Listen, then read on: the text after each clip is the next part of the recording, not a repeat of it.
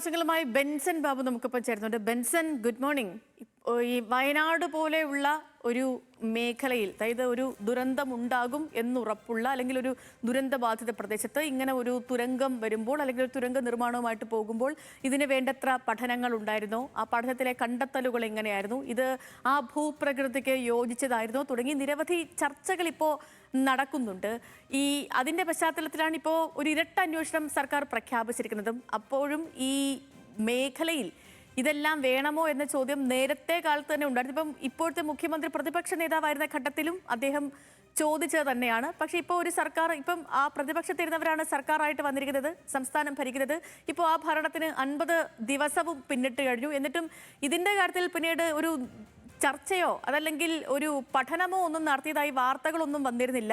നേരത്തെ കാലത്ത് എങ്ങനെയായിരുന്നു അതേപോലെ തന്നെ അവിടെ പുരോഗമിക്കുകയായിരുന്നു. പിന്നീട് ഇത് വാർത്തകളിൽ നിറഞ്ഞത് മിനിഞ്ഞാന്ന് ഈ ഒരു വലിയ അപകടം ഉണ്ടായതിനു ശേഷമാണ്. 3 പേരുടെ ജീവൻ നഷ്ടപ്പെട്ടതിന് ശേഷമാണ്. ഇപ്പോഴും 5 പേർ എവിടെയാണ് എന്നറിയാതെ അവിടെ തിരച്ചിൽ പുരോഗമിക്കുന്ന ഘട്ടത്തിലേക്ക് എത്തി നിൽക്കുകയാണ് കാര്യങ്ങൾ. ഈ സമയത്ത് നിർമ്മാണ പ്രവർത്തനങ്ങൾ നിർത്തിവെച്ചുകൊണ്ടുള്ള ഉത്തരവ് വന്നു, നിർത്തിവച്ചിരിക്കുന്നു. അതും പല മേഖലകളിലും ഇപ്പോൾ നിർമ്മാണം തുടങ്ങിയതൊക്കെയും നിലച്ചിട്ടുണ്ട്. ഈ ഒരു സാഹചര്യത്തെ എങ്ങനെ വിലയിരുത്താൻ ബെൻസൺ?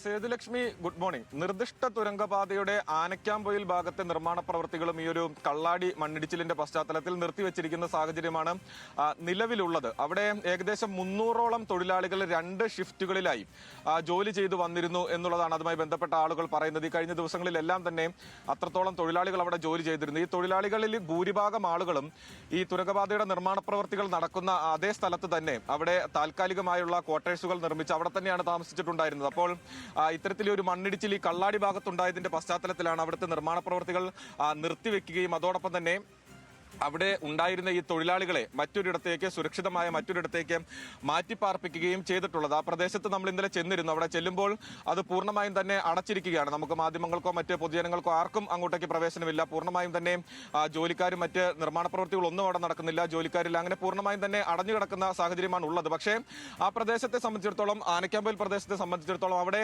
ഈ സൂചിപ്പിച്ചതുപോലെയുള്ള അപകടങ്ങൾക്കുള്ള സാധ്യത വളരെ കുറവാണ് എന്നുള്ളതാണ് മനസ്സിലാക്കാൻ സാധിക്കുന്നത്. പഠനങ്ങളിൽ നിന്നും അത് തന്നെയാണ് മനസ്സിലാക്കാൻ സാധിക്കുന്നത്. അവിടെ വലിയ പാറകളായതിനാൽ തന്നെ മണ്ണിടിച്ചിൽ സാധ്യത കുറവാണ് എന്നുള്ളതാണ് പഠനങ്ങൾ പറയുന്നത്. അത് മാത്രമല്ല, അവിടെ നിന്നും ഈ തുരന്നെടുക്കുന്ന പാറകളും അതോടൊപ്പം തന്നെ ആ പ്രദേശത്ത് നിന്നും എടുക്കുന്ന മണ്ണുകളും എല്ലാം തന്നെ ഏറെ ദൂരം മാറി അതിന് പ്രത്യേകമായി കണ്ടെത്തിയിട്ടുള്ള പ്രദേശത്തേക്കാണ് മാറ്റുന്നത്. ഈ തുരന്നെടുക്കുന്ന പാറകൾ അവിടെ തന്നെ താൽക്കാലികമായി നിർമ്മിച്ച ക്രഷർ യൂണിറ്റുകളുണ്ട്. ആ ക്രഷർ യൂണിറ്റ് ഉപയോഗിച്ച് മെറ്റലാക്കുകയും ഈ തുരങ്ക നിർമ്മാണവുമായി ബന്ധപ്പെട്ട റോഡുകളുടെ നിർമ്മാണത്തിനായി മെറ്റൽ ഉപയോഗിക്കുകയും ചെയ്യുന്നു. അതോടൊപ്പം തന്നെ അവിടെ നിന്നും തുരന്നെടുക്കുന്ന വലിയ മണ്ണുണ്ട്. ആ മണ്ണ് ഏകദേശം ഒരു തൊട്ട് സമീപത്തായി തന്നെ 15 ഏക്കറോളം സ്ഥലം ഈ നിർമ്മാണ പ്രവർത്തിയുമായി ബന്ധപ്പെട്ട് തന്നെ ഏറ്റെടുത്തിട്ടുണ്ട്. അവിടേക്ക് മാറ്റിയിടുകയാണ് ചെയ്യുന്നത്. അപ്പോൾ അതൊരു വലിയൊരു അപകട സാധ്യത അവിടെ ഇപ്പോൾ എന്തായാലും നിലനിൽക്കുന്നില്ല. അത് മാത്രമല്ല, അവിടെ ഉള്ള ഒരു ചെറിയ ആശങ്ക എന്ന് പറയുന്നത് ഈ തൊഴിലാളികൾക്ക് താമസിക്കാനായി നിർമ്മിച്ചിട്ടുള്ള താൽക്കാലിക ക്വാർട്ടേഴ്സ്, ആ ക്വാർട്ടേഴ്സുകളുടെ അടിഭാഗങ്ങളിൽ ചെറിയ രീതിയിൽ വിള്ളലുകൾ രൂപപ്പെട്ടിട്ടുണ്ട്. അത് മൺകൂനയുള്ള പ്രദേശത്താണ് അത് നിർമ്മിച്ചിട്ടുള്ളത്. അപ്പോൾ അവിടെ ചെറിയ വിള്ളലുകൾ രൂപപ്പെട്ടിട്ടുണ്ട്. അതൊരു ആശങ്കയുണ്ട്. പക്ഷേ അവിടെ ഇപ്പോൾ തൊഴിലാളികൾ താമസിക്കുന്നില്ല എന്നുള്ളതാണ് ഏറ്റവും പ്രധാനപ്പെട്ട കാര്യം. അവരെ നേരത്തെ തന്നെ സുരക്ഷിതമായ സ്ഥലങ്ങളിലേക്ക് മാറ്റിയിട്ടുണ്ട്. അത് മാത്രമല്ല, ഈ മൺകൂനയുള്ള പ്രദേശത്ത് തൊട്ട് സമീപത്തൂടെ തന്നെയാണ് ഈ പുഴ ഒഴുകുന്നത്. ആനക്കാംപൊയിലിന് തൊട്ട് സമീപത്തുള്ള പുഴ ഒഴുകുന്നത്. അപ്പോൾ ആ പുഴയിലേക്ക് ഈ മണ്ണ് ഒലിച്ചിറങ്ങി അത് ആ പുഴയെ മലിനമാക്കുന്നു എന്നൊരു പരാതി മാത്രമാണ് ആ പ്രദേശത്തെ ആളുകളുടെ ഭാഗത്തുനിന്ന് ഉയർന്നു വരുന്നത്. മറ്റൊരു തരത്തിലുള്ള വലിയ ഒരു അപകട സാധ്യത അവിടെ നിൽക്കുന്നതായി പ്രദേശവാസികളും പറയുന്നില്ല. ബാക്കി എല്ലാ തരത്തിലും കൃത്യമായിട്ടുള്ള മുൻകരുതലുകൾ സ്വീകരിച്ചാണ് ആനക്കാംപൊയിലിലെ നിർമ്മാണ പ്രവൃത്തികൾ മുൻപോട്ട് പോകുന്നത് എന്നുള്ളത് തന്നെയാണ് അവിടെയുള്ള പ്രദേശവാസികളായിട്ടുള്ള ആളുകളും നിർമ്മാണത്തിന് ഏർപ്പെട്ടിരിക്കുന്ന വിദഗ്ധരായിട്ടുള്ള ആളുകളും പറയുന്നത്. ഇതിലെ ഏറ്റവും പ്രധാനപ്പെട്ട കാര്യമെന്ന് പറയുന്നത്, ഇപ്പോൾ ഉണ്ടായിട്ടുള്ള ഈ കള്ളാടി അപകടത്തിന്റെ പശ്ചാത്തലത്തിൽ ഇനി ഏത് നിലയിൽ ായിരിക്കും ഈ നിർമ്മാണ പ്രവർത്തികൾ മുൻപോട്ട് പോകുക എന്ന കാര്യത്തിലാണ് ഇപ്പോൾ ഒരു സംശയം നിലനിൽക്കുന്നത്. അതിൽ കൃത്യമായിട്ടുള്ള പഠനങ്ങൾ ഇനി ഉണ്ടാവേണ്ടതുണ്ട് എന്നുള്ളത് തന്നെയാണ് മുഖ്യമന്ത്രിയുടെ വാക്കുകളിൽ നിന്നും അത് തന്നെയാണ് നമുക്ക് മനസ്സിലാകുന്നത്.